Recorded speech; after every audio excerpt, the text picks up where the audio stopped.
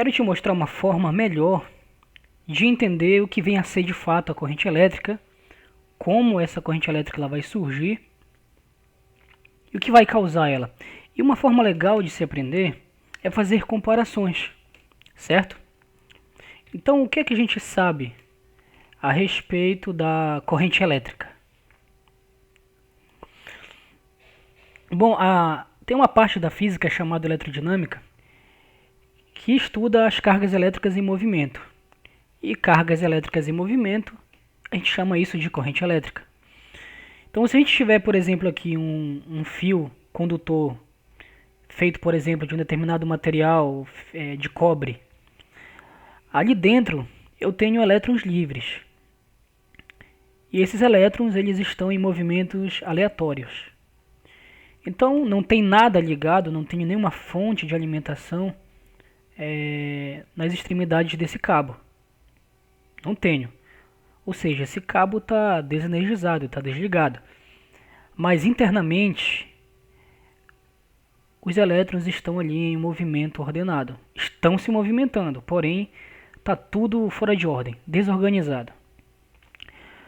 Mas quando eu coloco uma fonte de tensão nos terminais desse cabo, veja bem o que é que acontece. Esses elétrons que outrora estavam em movimento aleatório passam a ter um movimento ordenado. O que isso quer dizer? Eles passam a se movimentar em um único sentido. Tá? A gente chama isso aqui de sentido real, que é o sentido em que os elétrons vão sair do negativo para o positivo, do polo de menor potencial para o polo de maior potencial. Chamamos isso de sentido real. E o sentido convencional seria o sentido inverso, do positivo para o negativo. Simplesmente isso, apenas uma conversão. Mas veja bem, o que gera essa corrente elétrica não é justamente a diferença de potencial entre os dois pontos? É a tensão elétrica. Essa tensão elétrica a gente dá o nome de DDP, diferença de potencial. Porém, o que vem a ser essa diferença de potencial, essa DDP que vem causar esse movimento de elétrons, de cargas livres? Vamos fazer um exemplo aqui da cinemática, ok? Então temos aqui uma bolinha azul e uma bolinha verde. A bolinha azul, eu levantei ela, por exemplo, a 5 metros de altura, vai. Deixei ela a 5 metros de altura. Eu estou escrevendo com o mouse, então vai ficar feio, tá? E vamos supor que ela está fixada aqui em cima, tá? Eu ainda não vou abandonar ela para ela cair. Ela está fixada aqui em cima. Quando eu pego algum objeto e levanto esse objeto, eu digo que esse objeto adquiriu energia potencial. E nesse caso, como eu levantei, energia potencial gravitacional. Quando eu desprendo essa bolinha aqui e deixo cair, devido a essa diferença de potencial, o que isso quer dizer? Por que diferença de potencial? Porque bem aqui eu tenho um potencial e bem aqui eu tenho outro potencial. Ou seja, essa altura de 5 metros vai gerar uma diferença de altura ou diferença de potencial gravitacional. Então, como eu tenho uma diferença de potencial gravitacional, quando eu abandonar essa bolinha, ela vai simplesmente cair. Por quê? Porque eu vou ter uma força gravitacional empurrando essa bolinha até o solo. Ou seja, olha que legal. Devido à diferença de potencial, surge uma força que vai empurrar essa bolinha para o solo. Agora, essa bolinha bem aqui verde, ela não está em movimento. Por quê? Porque não tem diferença de potencial aqui. Ela está no mesmo potencial do solo. Portanto, ela está parada. Se está no mesmo potencial, está parada. Agora, se está em um potencial diferente do potencial do solo, então eu tenho uma diferença de potencial. O mesmo potencial que está aqui não é o mesmo que está aqui, é diferente. E devido a esse potencial ser diferente, vai surgir uma força, que é a força gravitacional, empurrando esse objeto para baixo, ele adquire uma aceleração. Agora, se eu pegar esse conhecimento que a gente acabou de ver aqui e levar para cá, a gente entende o que é DDP, diferença de potencial. Só que nesse caso bem aqui, ó, é diferença de potencial gravitacional. Nesse caso aqui, é diferença de potencial elétrico. Legal, né? Então, a corrente elétrica, ela está ligada a DDP, a diferença de potencial, ou a tensão. E a tensão, ela vai gerar esse deslocamento de elétrons de um lado para o outro. Do negativo para o positivo eu chamo de sentido real, do positivo para o negativo eu chamo de sentido convencional. Beleza? Quais são os tipos de corrente elétrica que existem?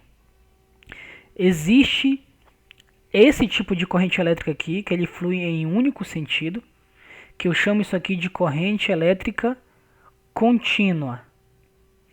E existe um outro sentido de corrente elétrica que eu chamo de corrente elétrica alternada. Deixa eu ver se eu consigo colocar aqui para vocês visualizarem melhor. Esse slide aqui, quem me passou foi um amigo meu, Sérgio. Ele tem um canal no YouTube chamado Foco na Física, é um canal muito bom.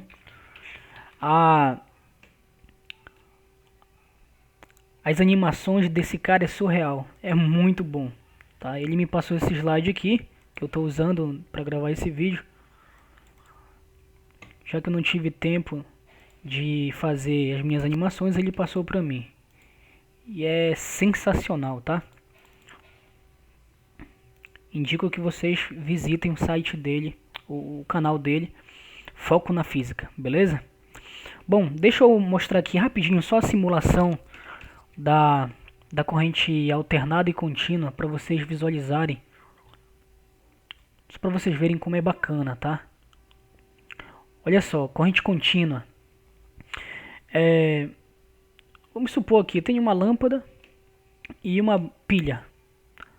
No sentido real da corrente, a corrente elétrica sai do polo negativo e vai em direção ao polo positivo. E assim a corrente circula em uma única direção, de forma contínua. Por isso recebe o nome de corrente contínua. Tanto a corrente é contínua, quanto a tensão é contínua, porque a tensão, que seria a força que empurra esses elétrons, é num único sentido também. Ok?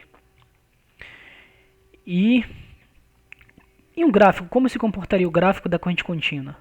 Eu tenho aqui a corrente, a intensidade da corrente e o tempo. Conforme o tempo vai passando, a intensidade é a mesma. T1, T2, T3, T4, T5 e assim por diante. Perceba que a intensidade não muda conforme o tempo vai passando. Então, por isso que eu chamo isso de corrente contínua. E a corrente alternada, tá? Eu vou acrescentar aqui uma pilha, tá? Ok? Mas, claro que corrente alternada não se encontra em pilha, tá? O que se encontra nas pilhas, baterias, são corrente contínua.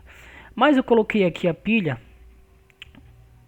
Eu coloquei não, né? O meu amigo colocou aqui para simular a corrente alternada, ok? Eu vou colocar aqui, ó, essa pilha no circuito. E a gente sabe que os elétrons vão do negativo para o positivo nesse sentido aqui, tá? De baixo para cima. Agora, como é alternado, significa que a polaridade vai inverter. Se aqui em cima é positivo e embaixo é negativo, vai inverter a polaridade. Em cima vai ser negativo e embaixo vai ser positivo. Ó. Se em cima é negativo e embaixo positivo, significa que o sentido da corrente também vai mudar. Do negativo para o positivo, agora o sentido é de cima para baixo. Ok? E fica fazendo esse movimento aqui de vai e vem. Isso aqui se chama corrente alternada, que são é o tipo de corrente elétrica que encontramos aí nas tomadas das nossas residências, certo? E se eu fosse montar um gráfico, como ficaria um gráfico? Tá, eu tenho aqui o intervalo de tempo e a intensidade. Perceba que já surgiu aqui uma corrente máxima e mínima justamente porque eu vou ter